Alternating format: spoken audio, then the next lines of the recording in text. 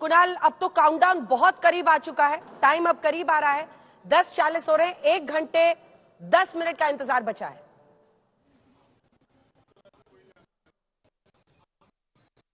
10 minute का इंतजार है। और सबसे अच्छी बात, जो खुशखबरी हम यहाँ से आपको देना चाहेंगे, कि मौसम बिल्कुल खुला हुआ है, धूप बिल्कुल चमक रही है और जो विंड स्पीड होनी चाहिए आइडियल विंड स्पीड है। लगभग मुझे जो यहाँ पर दिखाई पड़ रहा है वो 6 से 7 किलोमीटर प्रति घंटे की रफ्तार है। तो लॉन्च के लिए लगभग जो माकूल एक तरीके से सिचुएशन होनी चाहिए वो यहाँ पर साफ तौर पर दिखाई पड़ रही है। इसीलिए उम्मीद की जो किरणें हैं जो आसमान आज छूने वाली हैं। और बताएं कि यहाँ पर जो अभी लॉन्च होगा, कई सारे लोग बात कर रहे थे कि L1 पॉइंट पर जाएगा, लेकिन जो पहला हमारा अभी आज का है वो पहुंचाना है पृथ्वी की कक्षा में, जो 235.19,500 किलोमीटर का जो एक एलिप्टिकल, एक अंडाकार जो कक्ष बनता है, कक्षा बनती है, उसमें जाएगा आज। तो बहुत सारी चीजें हैं और उस पर बहुत रोचक तरीके से यहाँ पर जो तमाम हजारों साइंटिस्ट हैं, सुबह से ही हमारी कई सारे वैज्ञानिकों से बात भी हुई, उनका यही कहना है कि बहुत कीनली है, बहुत उत्साहित है। एक तो चंद्रयान की सफलता के बाद जो उम्मीदों का बोझ है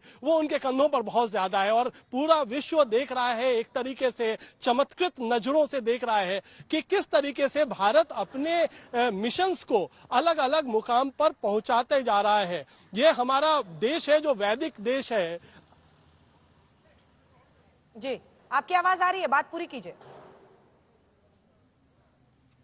जी, जो हमारा देश है वो आदि देव की तरह से पूजा जाता था। यहाँ सूरज को एक तरीके से आदि देवता माना जाता है, आदित्य नाम इसलिए दिया गया है। लेकिन आज हम उसको कहीं भेद करके सूरज के बिल्कुल पास पहुंचने आएंगे। बहुत पास तो नहीं कहेंगे, 1% दूरी है, 15 लाख किलोमीटर की दूरी तय करनी है। लेकिन कहीं ना कहीं जो 24 घंटे निगाह रखने वाला ये जो मिशन है, और जैसा हमारे तमाम साइंटिस्ट जो आपके साथ स्टूडियो और गेस्ट पैनल में जुड़े हुए हैं वो बता रहे थे कि कितना महत्वपूर्ण है। जो 7 पेलोड जा रहा है उसमें स्पेक्ट्रोमेट्री से लेकर के तमाम एक्सरेज और इन सीटू जो उसमें पेलोड्स हैं, साथ ही साथ बाकी जो 4 और पेलोड हैं उनका क्या महत्व है, वो तमाम लोग अभी कई सारे लोग बता भी रहे थे कि कैसे हमारे सैटेलाइट को नष्ट कर देता है।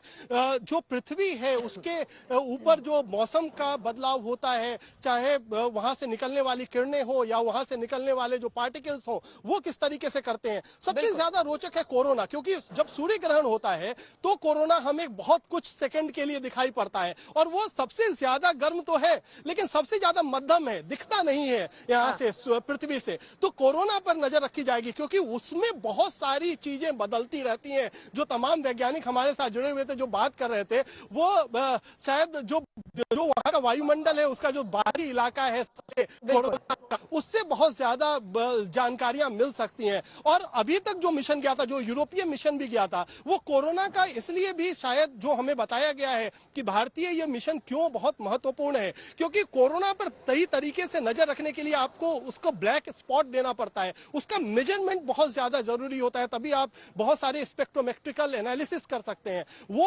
उतना परफेक्ट नहीं है। उम्मीद यही करेंगे कि आदित्य L1 जो जाएगा वो परफेक्शन के साथ उन सब चीजों का अध्ययन करेगा और जानकारियां भेजेगा जो सिर्फ भारत के नहीं बल्कि पूरे विश्व, पूरी ह्यूमैनिटी के काम आए।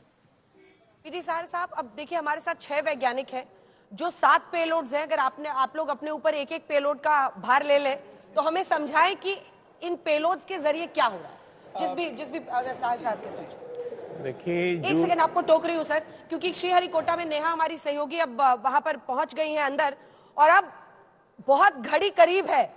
1 घंटे का इंतजार कुछ नहीं लगता है, जहां 4 महीने फिर इंतजार करना है सफल लॉन्चिंग के बाद। पूरे देश की धड़कनें तेज हैं। कई वैज्ञानिक मानते हैं कि चंद्रयान से भी ज्यादा, मतलब भारत के लिए, पूरे विश्व के लिए, मानव जाति के लिए आदित्य L1 मिशन महत्वपूर्ण हो सकता है। नेहा,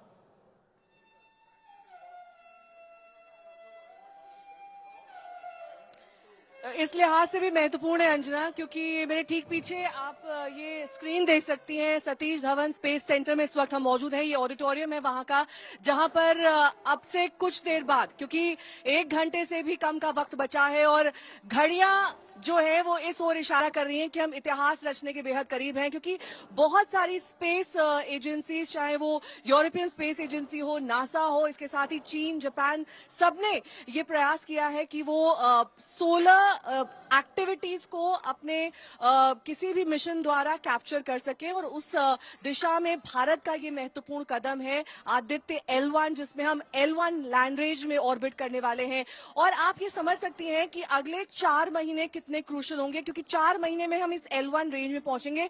पहले हम जो है वो धरती का जो गुरुत्वाकर्षण है, जिसे हम ग्रेविटी कहते हैं, उसका इस्तेमाल करेंगे। उसके बाद हम सन की ग्रेविटी का इस्तेमाल करेंगे। लेकिन सन इस लिहाज से, यानी कि सूर्य की जो ऊर्जा होती है, जो वहां से तापमान होता है, उसको ध्यान में रखते हुए कई सारी चीजें बहुत ज्यादा मायने रखती हैं। चाहे वो आप सन के इर्द गिर्द जो फोटोस्फीयर है, क्रोमोस्फीयर है, इस तरह की चीजों पर काफी ज्यादा ध्यान रखना होता है वैज्ञानिकों को, क्योंकि कई सारे ऐसे डस्ट पार्टिकल्स होते हैं उस स्पेस अभियान में। इसके साथ ही आप सोलर एक्लिप्स का भी सामना कर सकते हैं अगले 4 महीने में। लेकिन इन सब के बीच साइंटिस्ट जो है वो पूरे देश के इस पूरे मिशन में लगे हुए थे।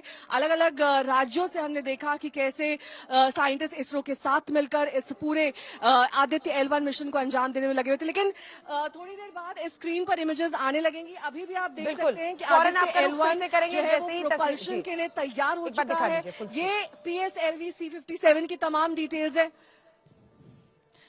बताइए। पूरी डिटेल्स इस वक्त आ रही हैं और आप देख सकती हैं इन इमेजेस में हर एंगल से इस PSLV C57 को कैप्चर करने की कोशिश की जा रही है। काउंटडाउन यहां पर भी दिख रहा है और ये धीरे धीरे काउंटडाउन घटता जाएगा। और इसके साथ ही जो वैज्ञानिक हैं, जो तमाम वो लोग हैं जो इस पूरे मिशन के साथ जुड़े हुए हैं, उन सब की धड़कनें भी तेज होने वाली हैं। क्योंकि चंद्रयान 3 जब लैंड हुआ था तो हमने देखा था किस तरह का यूफोरिया, किस तरह का उत्साह यहाँ पर तमाम मीडिया और देश भर में लोगों के बीच देखा गया था। उसी तरह का कुछ उत्साह आज आदित्य L1 को लेकर भी है। अंजना, बिल्कुल। सुशांत, आप पहुंच गए हैं नेहरू तारामंडल और अब लगता है कुछ लोगों का आना जाना शुरू हो गया है वहां पर।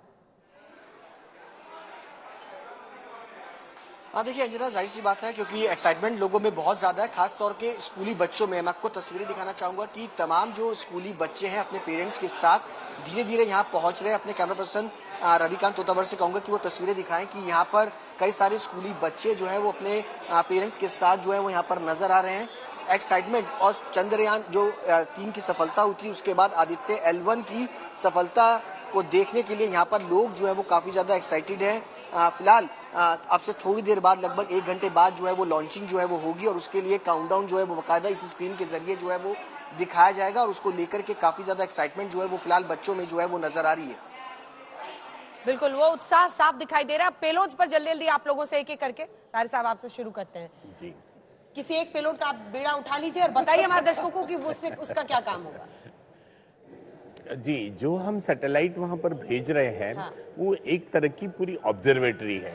ऑब्जर्वेटरी और सारा जो भी हम इक्विपमेंट भेज रहे हैं वो स्पेक्ट्रोफोटोमीटर्स या इमेजिंग तरह के वहाँ इंस्ट्रूमेंट्स हैं। हाँ। तो ये ऑब्जर्वेटरी का मतलब ये है कि हमारी जो ऊर्जा आ रही है सूर्य से, हाँ। ऊर्जा जो आ रही है उसका एक पूरा स्पेक्ट्रम है। हाँ। तो उस स्पेक्ट्रम में कुछ लाइट हमें दिखते हैं जिसको विजिबल लाइट कहते हैं, जो अभी दिख रही है। उसके साथ साथ उन्होंने जैसे कहा सूट है, उसमें जो अल्ट्रावायलेट बैंगनी जो हिंदी में कहते हैं। हाँ। उसके बाद में उससे अल्ट्रावायलेट के बाद में सॉफ्ट एक्सरे, हार्ड एक्सरे, और उसके साथ साथ क्योंकि वहां पर न्यूक्लियर रिएक्शंस हो रही है, इतने हाई टेम्परेचर में फ्यूजन हो रहा है, तो उसके वजह से वहां से alpha particles, protons, even neutrons, इस तरह के सारे न्यूक्लियर पार्टिकल्स भी बाहर आ रहे हैं। और इस सब की स्टडी करने के लिए एक एक इंस्ट्रूमेंट भेजा गया है।